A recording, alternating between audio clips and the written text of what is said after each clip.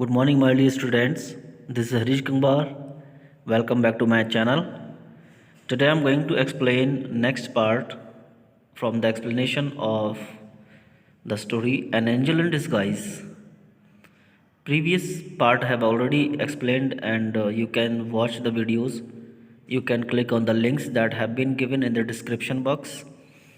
Okay, now let's continue, and before starting this session, this is my request to everyone, please subscribe the channel, press the bell icon and you will get the notifications of all videos. Okay, let's start. कल हमने देखा कि जो Thompson Maggi के room में जाकर उससे बात करते हैं और आपस में बातचीत होती है, तो लास्ट में उन्होंने क्या कहा था कि have you been sick long, कि लंबे समय से आप बीमार हो। तो बोलती यस सर। और उसकी बातों में एक बहुत अजीब सब्र था। और वो आगे उसने पूछा कि क्या डॉक्टर तुमको देखने आता था। तो यहाँ से अब आगे हम कंटिन्यू करेंगे डॉक्टर की बात पे मैगी क्या बोलती है। तो यहाँ पर मैगी का रिप्लाई होता है he used to come, he used to come. तो यहाँ पर ये देखो जो थॉमसन का डायलॉग है, जो थॉमसन क्या बोलते हैं, but not lately, he says perhaps he has not come lately, वो जल्दी हाल ही में तो नहीं आया होगा। तो मैगी बोलती है नो सर। और फिर जो थॉमसन बोलते हैं हैव यू एनी पेन, क्या कहीं आपको दर्द होता है। तो वो लड़की बोलती है समटाइम्स बट नॉट नाउ, हाँ कभी कभी दर्द होता है लेकिन अभी नहीं हो रहा है।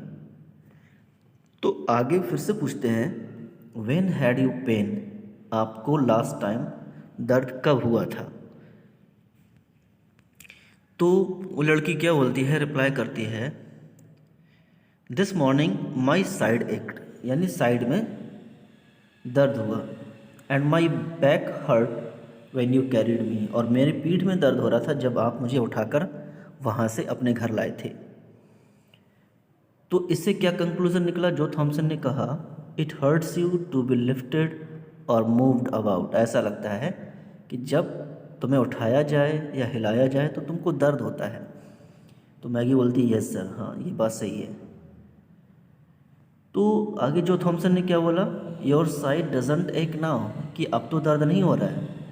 तो मैगी बोलती है कि नहीं सर अब नहीं हो रहा है। आगे जो थॉमसन फिर से पूछते हैं डज इट एक अ ग्रेट डील, दर्द बहुत ज़्यादा होता है। Yes sir but it hasn't ached any since I have been on this soft bed, क्या बोलती है कि हाँ दर्द तो होता है बट जब से मैं इस सॉफ्ट बेड पर आई हूँ तब से मुझे दर्द फील नहीं होता है। तो वो बोलते हैं, जो थॉमसन पूछते हैं the soft bed feels good, कि ये जो सॉफ्ट बेड है आपको अच्छा लगता है, अच्छा फील होता है। तो मैगी क्या बोलती है oh yes sir so good, यानी बहुत ही अच्छा है सच में। What a satisfaction mingled with gratitude was in her voice, और उसकी आवाज़ में एक सेटिस्फैक्शन था, एक संतुष्टि थी और ग्रेटिट्यूड था। ग्रेटिट्यूड यानी जो थॉमसन के लिए एहसानमंद थी वो, ऐसा उसकी आवाज़ से पता चल रहा था। तो नीचे से मिसेस थॉमसन की आवाज़ आती है सपर इज़ रेडी, खाना रेडी हो चुका है। Thomson looking into the room a little while afterwards, थोड़ी देर बाद मिसेस थॉमसन ने आवाज़ दी कि खाना तैयार हो गया है। Joe glanced from his wife's face to that of Maggie, she understood him and answered. तो जो ने अपनी वाइफ के फेस को इमेजिन किया लेकिन मैगी की तरफ देख रहे थे और उन्होंने समझ लिया और क्या कहा, she can wait until we are done, she can wait until we are done then I will bring her some things to eat. तो उन्होंने ये कहा उसके लिए कि मैगी जो है लेटी हुई है वो थोड़ा देर इंतज़ार कर लेगी, हम लोग खा लेते हैं, उसके बाद मैं उसके लिए खाना ले आऊँगी। There was an effort at indifference on the part of Mrs Thomson, यानी मिसेस थॉमसन की तरफ से एफर्ट था, कोशिश थी, इंडिफरेंस भी था थोड़ा। But her husband had seen her thoroughly the window through the window and understood that the coldness was assumed. यानी उन्होंने विंडो से जब देखा अपनी वाइफ की तरफ तो उन्हें ये लगा कि अब भी थोड़ी कोल्डनेस उनके माइंड में है, यानी अभी भी उन्होंने मैगी को एक्सेप्ट नहीं किया है। खाने के लिए पूछ लिया वो तो अच्छी बात है। Joe waited after sitting down to the table for his wife, और जो बैठे रहे टेबल पे थोड़ा इंतज़ार करते रहे अपनी वाइफ के आने का। और उससे आगे देखते हैं क्या होता है। To introduce the subject uppermost in both of their thoughts, यानी उन दोनों के माइंड में जो बात चल रही थी मैगी को लेकर उसके इंतज़ार करते रहे कि कौन पहले बोलेगा। But she kept silent on that theme for many minutes and he maintained like reverse. तो क्या हुआ, मिसेस थॉम्सन बोली नहीं, बिल्कुल खामोश रहीं उस बात पर, और काफ़ी मिनट तक वो भी नहीं बोले। ना मिस्टर थॉम्सन बोले ना मिसेस थॉम्सन बोली। At last he said abruptly, और अचानक उन्होंने कहा बाद में मिसेस थॉम्सन ने, what are you going to do with that child. फिर वही सवाल खाना खाने के टाइम पे क्या पूछती है कि इस बच्ची का आप क्या करने वाले हो। तो क्या बोलता है, I thought you understood me that she was to go to the poor house, replied Jo as a surprise at her question. तो जो ने कहा कि मैं समझ रहा हूँ कि तुमको तो मैंने बता दिया था कि हम इसको पुअर हाउस में भेज देंगे, तो फिर ऐसा क्वेश्चन क्यों। Mrs Thomson looked rather strangely at her husband for sonic moments and then dropped her eyes. यानी मिसेस थॉम्सन थोड़ी देर तक देखते रहीं अपनी हस्बैंड की तरफ कि अब कौन सा जवाब आने वाला है, और तब उन्होंने अपनी आइज़ नीचे कर ली।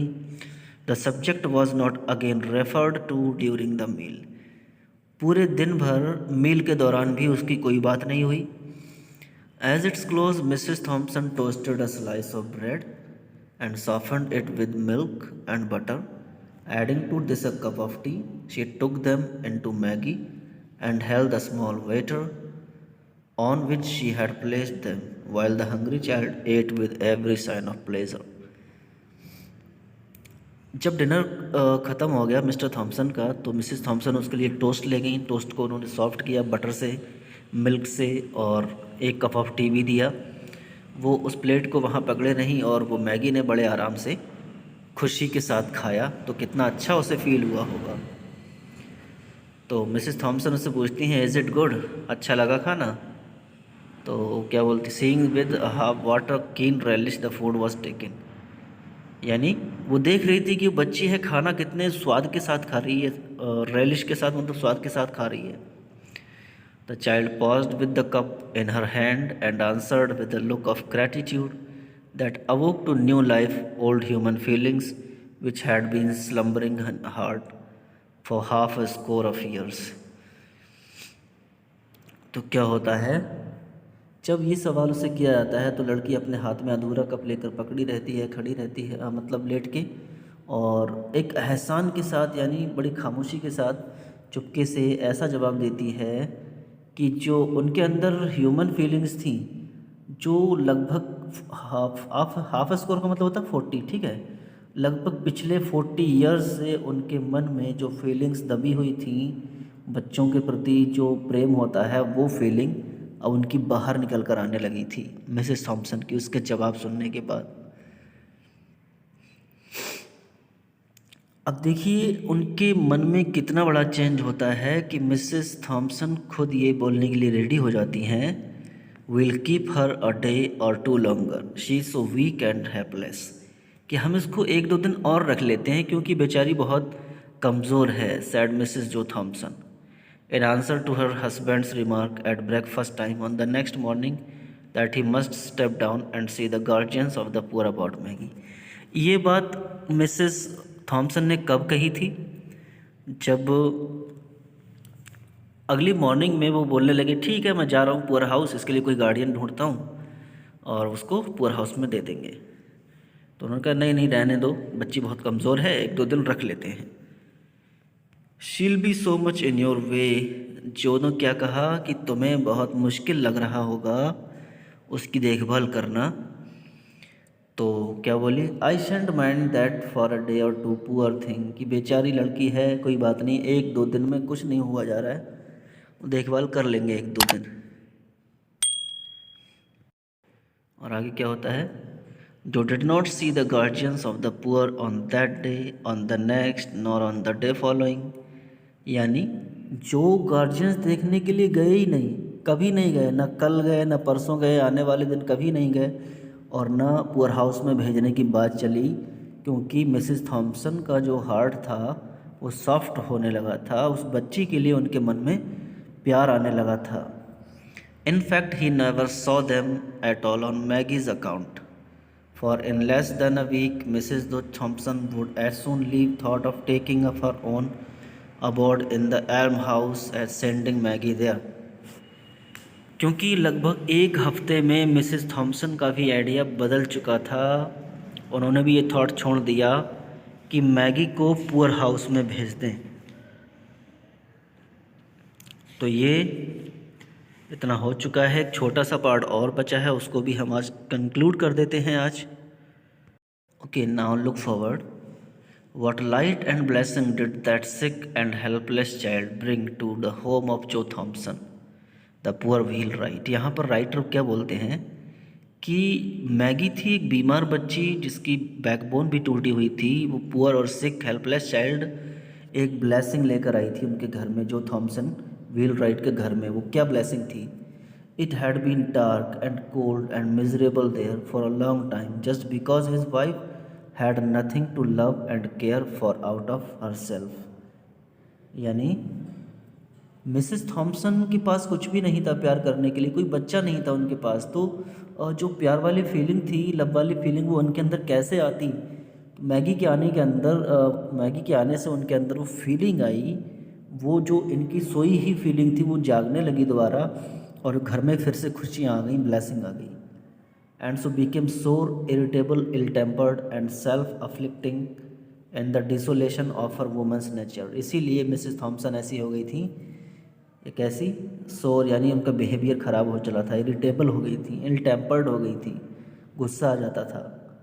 डिसोलेशन यानी एक वुमेन की नेचर में जो डिसोलेशन, अकेलापन होता है, उस अकेलेपन की वजह से मिसेस थॉम्सन ऐसी हो गई थी, जो मैगी के आने से चेंज होने लगा था।